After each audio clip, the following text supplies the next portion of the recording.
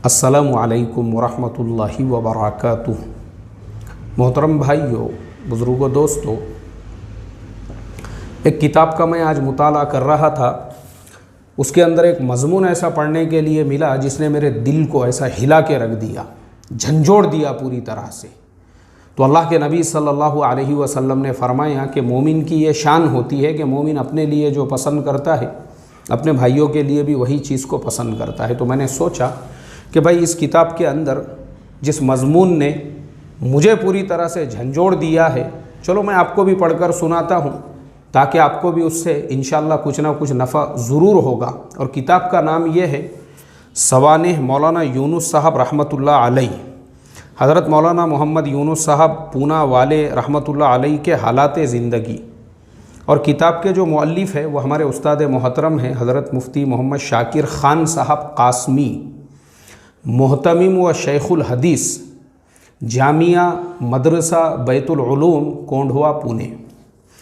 ये जो किताब है मेरे दिल के बहुत करीब है, यानी कुछ किताबें हैं जो मेरे दिल के बहुत करीब है, उसमें से एक ये किताब है। मैंने कई मरतबा इसको पढ़ लिया होगा, लेकिन आज जो है एक मज़मून अभी मैं पढ़ते बैठा था ज़ोहर के बाद में। देखो आज तारीख़ कितनी है, आज तारीख़ है 3 दिसंबर 2020 और 1:55 हो रहे हैं। अभी ज़ोहर के बाद में भी मैं पढ़ रहा था तो अचानक वो मज़मून मेरे सामने आया, और वो मज़मून जो है इस किताब के सफ़ा नंबर 163 पर है। पहले हम वो मज़मून पढ़ेंगे और उसके बाद हम आपको हज़रत मौलाना यूनुस साहब रहमतुल्लाह अलैह का मकाम और मर्तबा बताएंगे। तब आपको पता चलेगा कि जो बड़े होते हैं, बड़े वाक़ई में भी उनको बड़े कहलाने का हक़ होता है कि हम उनको अपना बड़ा कहें। उनकी सिफ़ात की वजह से वो जो शायर ने कहा है ना कि कह रहा है शोर दरिया से समंदर का सुकूत, जिसका जितना ज़र्फ़ है उतना ही खामोश है।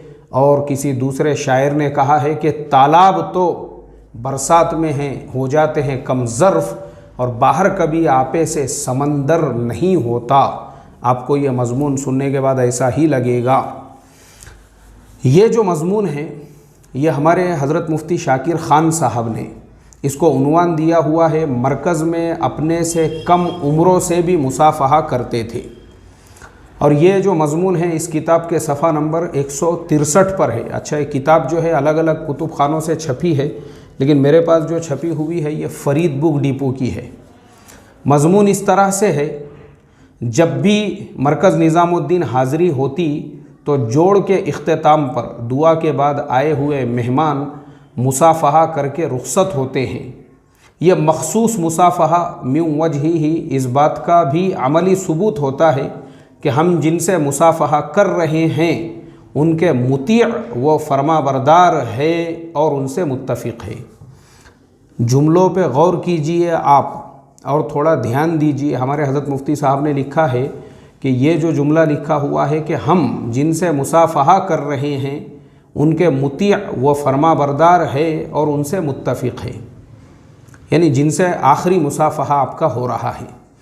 आगे लिखा है हज़रत ने कि मुसाफ़हा करने वाले सूबों के ज़िम्मेदार हो या मुल्कों के लाइन लगाते हैं और मुसाफ़हा करते हैं, क्योंकि मरकज़ निज़ामुद्दीन है वो।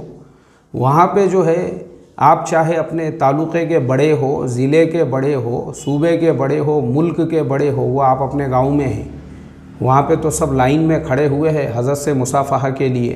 तो आगे लिखा है पहले तो हज़रत मौलाना इनामुल हसन साहब रहमतुल्लाह अलैह जैसी बुज़ुर्ग शख्सियत थी, इसलिए सब सआदत समझकर नुमायाँ होकर बढ़ चढ़कर मुसाफ़हा करते थे। लेकिन उनके इंतकाल के बाद जब खुर्दों का ज़माना आया, खुर्द जो है ये फ़ारसी जुमला है जिसके मायने होते हैं छोटा। जब छोटों का ज़माना आया और उनसे मुसाफ़हा होने लगा तो बहुत से पुरानों के लिए इज़्ज़त का मसला बन गया कि ये तो हमारी गोदों में खेले हुए बच्चे हैं, सबके सामने उनसे कैसे मुसाफ़हा करें। इसे कहते हैं नफ्स, इसे कहते हैं नफ्स। यानी आप कितने बड़े अकाबिर है, आपका जो है मकाम कितना ऊंचा है, आपका अल्लाह से ताल्लुक़ कितना गहरा है, ये इसी बात से पता चलता है कि आपका अपने नफ्स पे कंट्रोल कितना है। जो आदमी वो अपने यानी वो ये सोचे अपने सामने के बच्चे हैं इनको कौन बड़ा मानेगा। जिसके जहन व दिमाग में ये बात आ गई, भले उसने कितने भी बड़े बड़े रिकॉर्ड बनाए हुए हो कि दावत की मेहनत में 50 साल से हो, 60 साल से हो, 70 साल से हो, नफ्स बना नहीं आपका, नफ्स बना नहीं। वो जो शायर ने कहा है ना, बड़े मूजी को मारा नफ्स अम्मारा को गर मारा, नहीं गो अजदहा वो शेर नर मारा तो क्या मारा, गया शैतान मारा एक सजदे के न करने में, अगर लाखों बरस सजदे में सर मारा तो क्या मारा।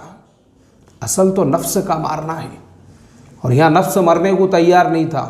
मुसाफा करने से पहले नफ्स में ये ख्यालात आते थे उन लोगों के जो अपने आप को बड़ा समझते थे। बच्चे हैं अपने सामने के, ये इनसे कौन मुसाफा करने के लिए लाइन लगाएगा। लेकिन आगे हज़रत मुफ्ती साहब ने लिखा है, लिहाजा उन्होंने तन्हाइयों में मुसाफा करने की तरतीब बनाई। ठीक है, अगर करना भी है अकेले में मिलेंगे कमरे में जाके, सबके सामने ज़रा थोड़ा अच्छा नहीं लगेगा, अपन बड़े हैं ना उनके, ऐसा लोगों का दिल होता था। लेकिन हमारे हज़रत मौलाना यूनुस साहब रहमतुल्लाह अलैह को सब जानते हैं। वो अपने साथियों को लेकर लाइन में खड़े होकर, छोटे बनकर, सआदत समझकर मौलवी ज़ुबैर साहब से मुसाफहा करते थे। और वफ़ात से क़ब्ल जब मरकज़ हाज़री हुई थी तो एक साथी ने बताया कि मौलवी ज़ुबैर साहब के साथ में मौलवी साद साहब भी बाजू की कुर्सी पर बैठे थे। दोनों के मुसाफहे जारी थे। जब मौलवी यूनुस साहब रहमतुल्लाह अलैह ने मुसाफहा के लिए मौलाना साद साहब की तरफ हाथ बढ़ाया, मौलवी साद साहब अपनी कुर्सी से फ़ौरन खड़े हो गए और फरमाया, मौलाना आपने ये क्या किया। यानी क्योंकि हज़रत मौलाना यूनुस साहब रहमतुल्लाह अलैह, मैं अभी ये मजमून होने के बाद बताऊंगा आपको मौलाना कौन थे। अपने वक्त के आरिफ बिल्ला, मैं तो कहूँ अपने वक्त के कुतुब आलम थे, गुलू नहीं होगा। वो लोग ज़िंदा है जिन्होंने हज़रत मौलाना की तहज्जुद की व जारी और आपकी जो है लिल्लाहियत को देखा हुआ है। आज भी वो कमरे जिनमें हज़रत मौलाना यूनुस साहब रहमतुल्लाह अलैह इबादत किया करते थे, तहज्जुद पढ़ा करते थे, ज़रबे लगाया करते थे, बहुत सारे लोगों की हिम्मत नहीं है उनमें जाने की। बहरहाल तो हमारे मौलाना का भी मकाम कोई छोटा नहीं था। तो हज़रत मौलाना साद साहब जो है वो फ़ौरन अपने कुर्सी से खड़े हो गए। फरमाया, मौलाना आपने ये क्या किया, हमसे मुसाफहा के लिए यहाँ आ गए, आइंदा ऐसा नहीं होगा, बल्कि मैं ख़ुद आपसे आकर मुसाफहा करूँगा।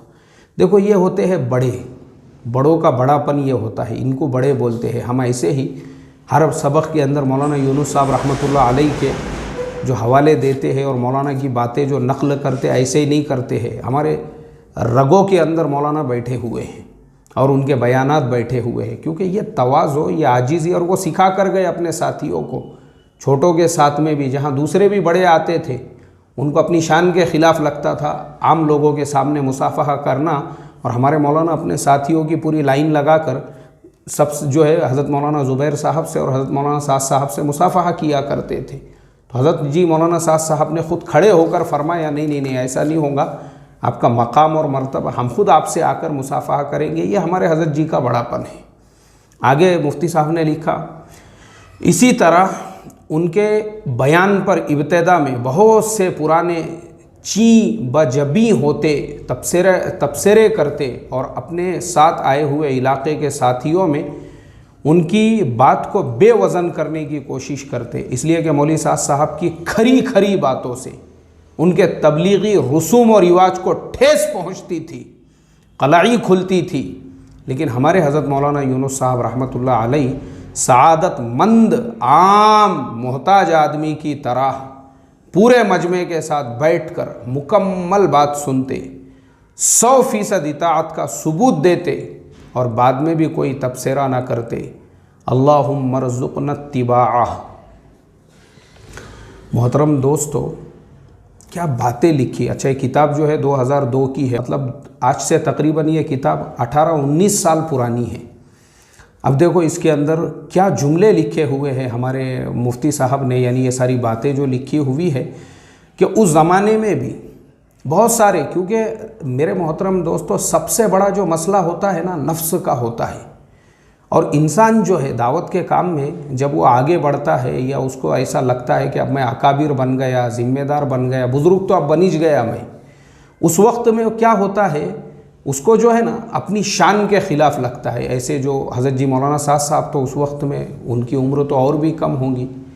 ان کی جو باتیں، کیونکہ وہ تو کھری کھری باتیں کرتے تھے، یار یہ اپنے سامنے کے بچے ہیں، یہ ایسی ایسی باتیں کر رہے ہیں. کیونکہ حضرت جی کی جو باتیں تھی تبلیغی رسوم و رواج. تبلیغی رسوم و رواج مطلب تبلیغ کے اندر بہت سارے لوگوں نے جو اپنے دل سے گھڑی ہوئی تبلیغ، جو میں بولتا نہیں ہوں کیا، محلے والوں کے اپنے اصول چل رہے تھے، گلی والوں کے اپنے اصول چل رہے تھے، گاؤں والوں کے اپنے اصول چل رہے تھے، شہر والے اپنی تبلیغ چلا رہے تھے. اب جیسا مثال کے طور پر حضرت جی کی کھری کھری باتوں میں سے جیسے نکاح اور ولیموں کی سادگی ہے. اب جن لوگوں کو 10-10 کروڑ اور 200 کروڑ کے شادیوں میں شرکت کی عادت ہے یا ان کو بڑاپن محسوس ہوتا ہے، اب ویسے لوگوں کو تو حضرت جی مولانا سعد صاحب کی باتیں تو بری لگیں گی ہی.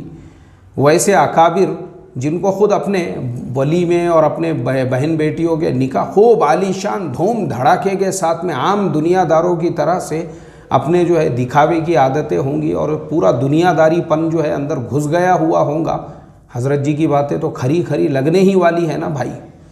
تو ایسے جو لوگ ہیں، یہ مفتی صاحب نے 18 سال پہلے لکھی ہوئی بات ہے کہ لوگ بیانات سننے کے بعد میں اس پہ تبصرے کرتے تھے. لیکن ہمارے مولانا یونس صاحب رحمۃ اللہ علیہ، جبکہ وہ حضرت جی مولانا سعد صاحب کے والد کی عمر سے بھی بڑے ہوں گے اتنے ہمارے مولانا، لیکن اس کے باوجود بھی کبھی آپ کوئی تبصرہ نہیں کرتے.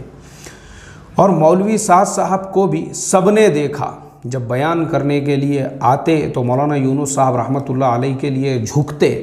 اب دیکھو یہ جملہ غور کرو آپ، اس کا مطلب کیا ہے کہ ہمارے مولانا یونس صاحب رحمۃ اللہ علیہ مجمع کے اندر سامنے بیٹھتے، اور جب حضرت جی مولانا سعد صاحب آتے دیکھتے مولانا یونس صاحب بیٹھے ہوئے ہیں تو آپ کو، کیونکہ بڑے بڑے ہی ہوتے ہیں، میں نے بتایا، اور ہمارے زمانے کے یہ جو سڑے ہیں یہ سڑے کیا سڑے رہنے والے، تو یہ سڑے ہوئے بدبوچ مارنے والے ہیں. خیر، تو وہ بڑے تھے ہمارے حضرت جی بھی، اور ہمارے مولانا یونس صاحب رحمۃ اللہ علیہ بیٹھے ہوئے. تو حضرت جی مولانا سعد صاحب رسپیکٹ میں، بڑوں کے ادب میں آپ کے سامنے جھکتے، چند باتیں کرتے تاکہ پورا جو مجمع ہے، مسجد جو بھری ہوئی ہے، دور تک جو لوگ ہیں ان کو پتہ چلے، ارے بھائی یہ کون ہستی ہے، کون ہے یہ، کہ بیان سے پہلے مولانا سعد صاحب بیٹھ کر اور جھک کر ان سے باتیں کر رہے ہیں، صرف حضرت مولانا یونس صاحب کے وقار کو مجمع کے سامنے جو ہے بتانے کے لیے کہ دیکھو یہ اتنے بڑے ہمارے درمیان میں موجود ہے. آگے لکھا ہے مفتی صاحب نے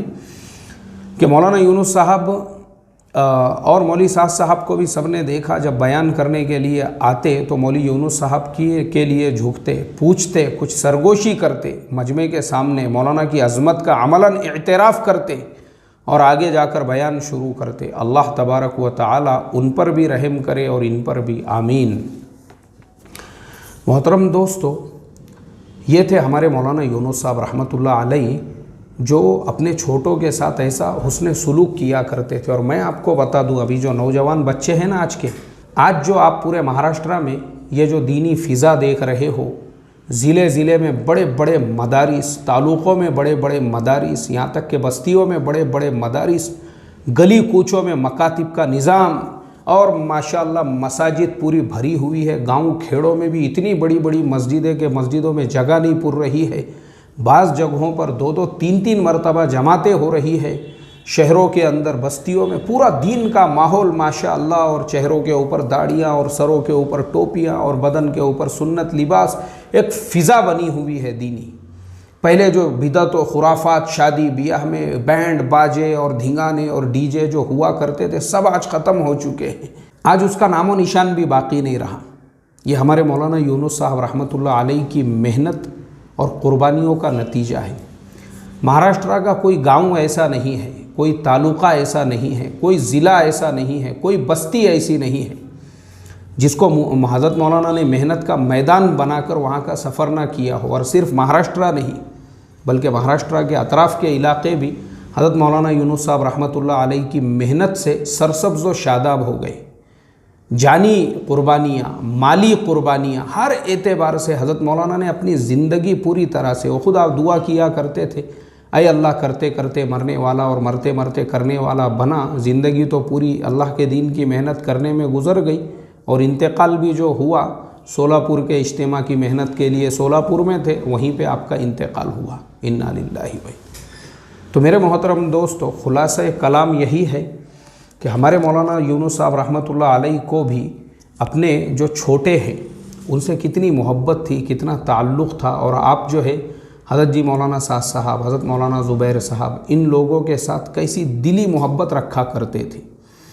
اس لیے پورے کلام کا خلاصہ یہی ہے کہ اللہ تبارک و تعالی ویسی تواضع، عاجزی، انکساری اور اپنے بڑوں کے لیے محبت ہمارے دلوں میں بھی پیدا فرمائی، اور جیسے ہمارے حضرت مولانا کا تعلق نظام الدین کی چار دیواری اور وہاں کے اکابر سے تھا، اللہ آخری سانس تک ہمارے بھی اس تعلق کو نظام الدین کی چار دیواری اور وہاں کے اکابر سے باقی رکھے۔ السلام علیکم ورحمۃ اللہ وبرکاتہ۔